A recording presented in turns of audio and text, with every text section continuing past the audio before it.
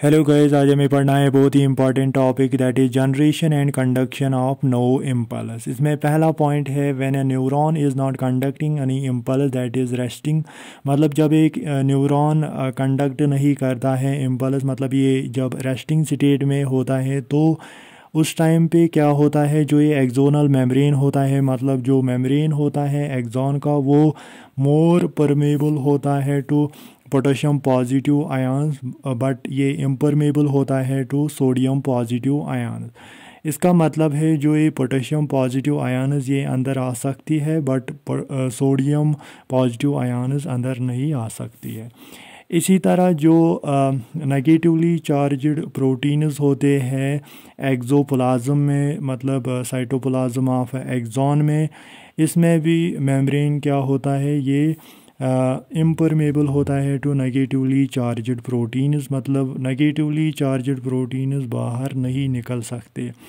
As a result यहाँ पे बाहर की तरफ पॉजिटिव चार्ज ज़्यादा हो जाता है और नेगेटिव चार्ज अंदर की तरफ बढ़ता है। एज ए रिज़ल्ट यहाँ पे एक कंसंट्रेशन ग्रेडियंट बनता है। जो ये कंसंट्रेशन ग्रेडियंट यहाँ पे बना उसको मेंटेन रखता है सोडियम पोटेशियम पंप।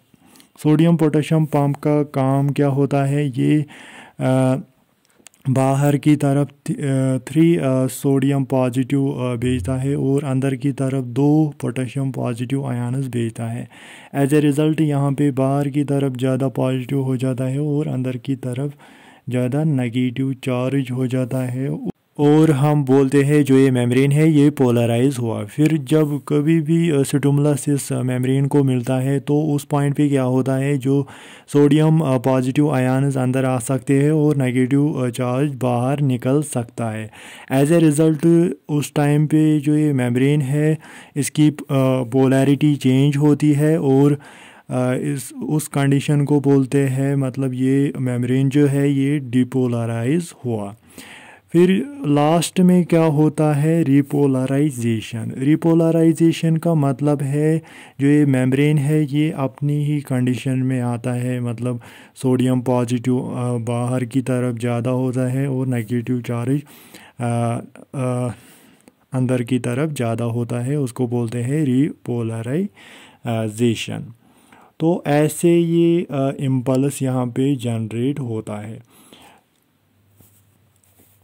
फिर वही इम्पल्स यहाँ पे कंडक्ट होता है इस न्यूरॉन में। तो अब हम देखते हैं यही सभी पॉइंट जो हमने इस डायग्राम में बताए, यही हम नीचे डिस्कस करेंगे क्या क्या हमने बताया इसमें।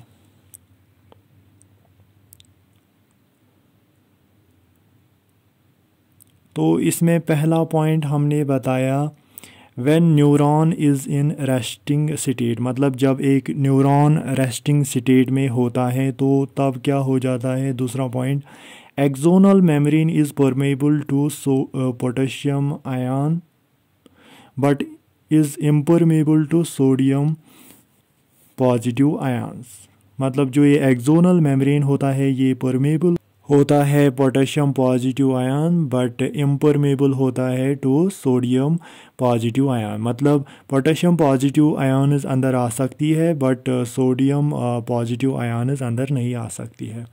Similarly membrane is impermeable to negatively charged proteins present in axoplasm that is cytoplasm of axon. इसी तरह जो मेम्ब्रेन होता है ये इम्परमेबल होता है टू नेगेटिवली चार्जड प्रोटीन जो प्रेजेंट होते हैं एक्सोप्लाज्म में, जो साइटोप्लाज्म होता है एक्सॉन का। नेक्स्ट पॉइंट क्या बोलता है, जो अंदर की तरफ मतलब एक्सॉन में क्या होता है, साइटोप्लाज्म ऑफ एक्सॉन में क्या होता है, नेगेटिवली चार्जड प्रोटीन्स का कंसंट्रेशन ज़्यादा होता है और बाहर क्या होता है, सोडियम पॉजिटिव आयन्स का कंसंट्रेशन ज़्यादा होता है। एज ए रिज़ल्ट यहाँ पे बाहर की तरफ ज़्यादा पॉजिटिव चार्ज होता है और अंदर की तरफ ज़्यादा नेगेटिव चार्ज होता है। एज ए रिज़ल्ट यहाँ पे एक कंसंट्रेशन ग्रेडियंट बनता है, यहाँ पे एक कंसंट्रेशन ग्रेडियंट बनता है।